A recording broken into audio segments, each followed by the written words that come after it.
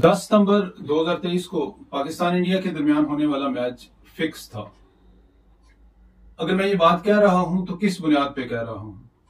क्या तारीख में इससे पहले भी पाकिस्तान और इंडिया के दरमियान फिक्स मैचेस खेले गए हैं? इन सब बातों की तफसील आज की वीडियो में बताई जाएगी।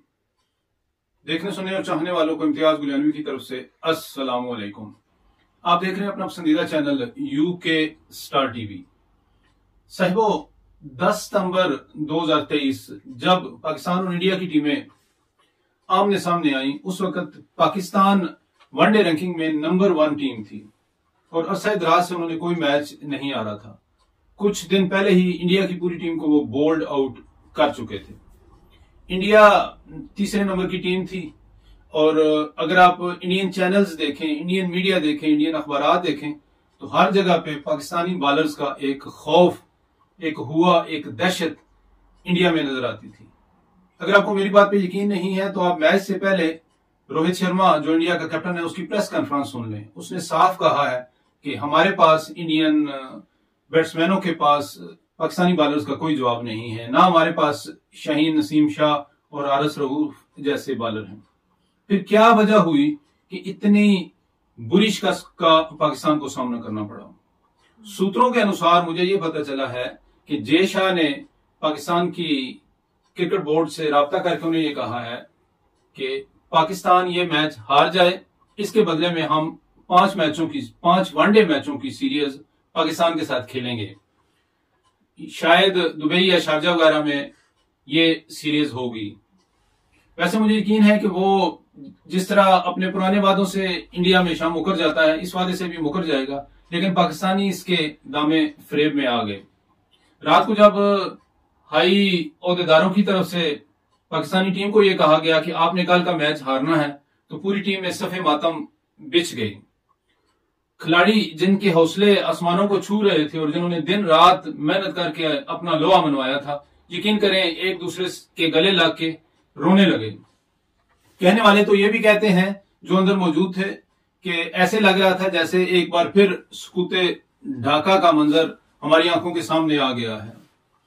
खिलाड़ी मजबूर थे उन फौजी जवानों की तरह जिन्हें हुक्म दिया गया था कि 71 की वार में आपने हथियार डाल देने हैं, लेकिन क्या मरता क्या न करता, मजबूरन उन्होंने हथियार डाल दिए। क्रिकेट समझने वाला हर बंदा समझ सकता है कि जिस तरह से उसने पाकिस्तानी बॉलरों ने बॉलिंग करवाई, वो विकेट लेने के लिए थी ही नहीं।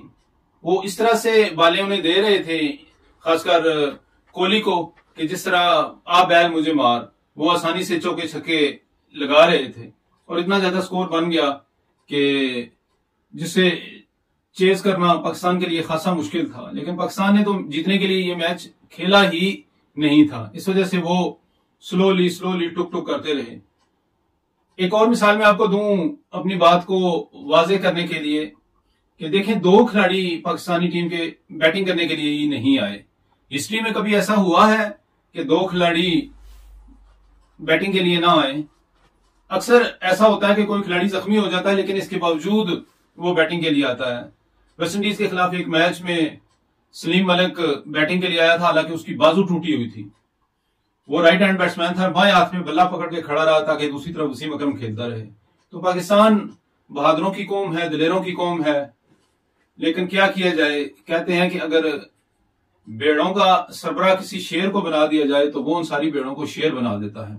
इसी तरह शेरों का सरबराह अगर कोई गिदड़ बन जाए तो वो सारे शेरों को भी गिदड़ बना देता है।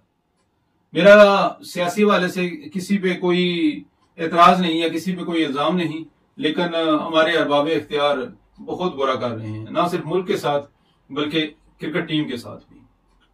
शायद आप मेरी बात ना माने, लेकिन हिस्ट्री में पहले भी ऐसा हुआ है। मुशर्रफ दौर में जब इंडिया की टीम पाकिस्तान नहीं आ रही थी तो मुशर्रफ ने इस वादे पे इंडिया की टीम को पाकिस्तान आने के लिए कहा कि हम आपको टेस्ट मैच और वनडे सीरीज भी जितवाएंगे। हिस्ट्री में कभी ऐसा नहीं हुआ कि इंडिया की टीम पाकिस्तान के दौरे पे आई हो और उसने पाकिस्तान आके कोई वनडे या टेस्ट सीरीज जीती हो।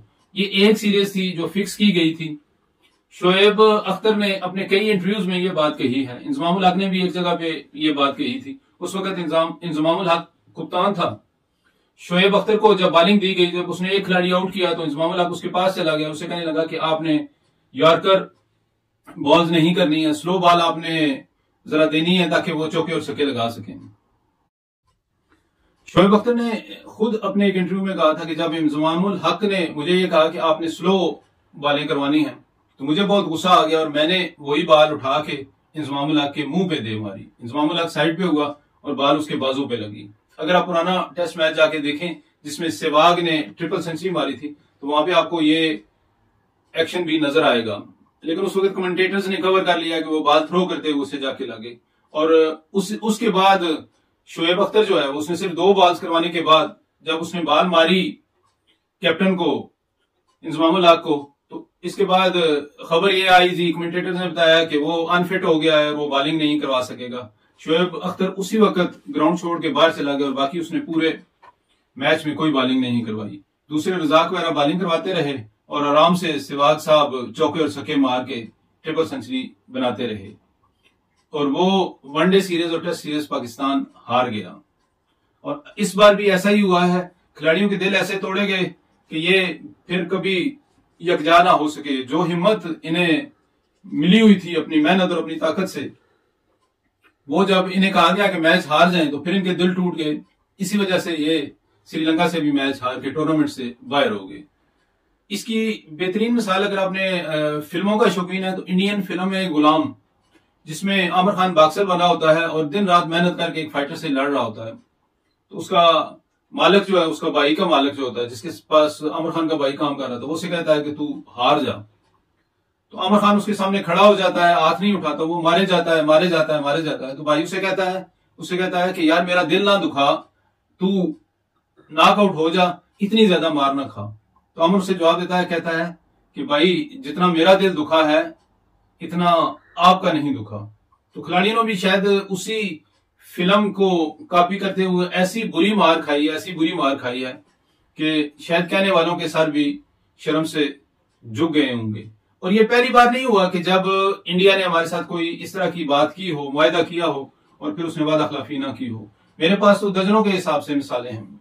अब इंडिया के गुण गाने वाले और उसकी तरक्की के कसीदे पढ़ने वालों के लिए ये चीजें बुरी लगेंगी, लेकिन कारगिल वार में भी जब पाकिस्तान चौकी पे काबिज हो गया था तो इंडिया के लिए कोई तरीका नहीं रह गया था। जब इंटरनेशनल लोगों को बीच में डाल के मुआहदा किया गया और ये कहा गया कि पाकिस्तानी फौज जो है वो उसको वापस आने की इजाजत दी जाएगी, तो जैसे ही पाकिस्तानी फौज ने चौकी छोड़ी और नीचे उतरना शुरू हुई, इंडियंस ने चौकी पे कब्जा करते ही नीचे उतरती पाकिस्तानी फौज पे फायरिंग शुरू कर दी और 1000 से ज्यादा पाकिस्तानी फौज के सिपाही जो है वो शहीद हो गए।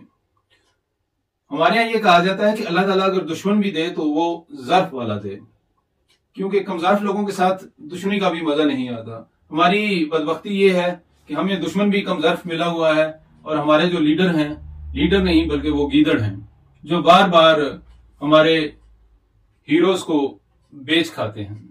दुआ है कि अल्लाह ताला हमारे मुल्क के लिए कुछ बेहतर करे, कोई अच्छे लोग लेके आए जो इस मुल्क को तरक्की की राह पे गामजन करें और पाकिस्तानी कौम जो कि बिलाशुबा एक यूर कौम है, इसको इसका सही रास्ता और सही हक मिले। अपना बहुत ज्यादा ख्याल रखिएगा। इंशाल्लाह किसी और वीडियो में आपसे मुलाकात होगी।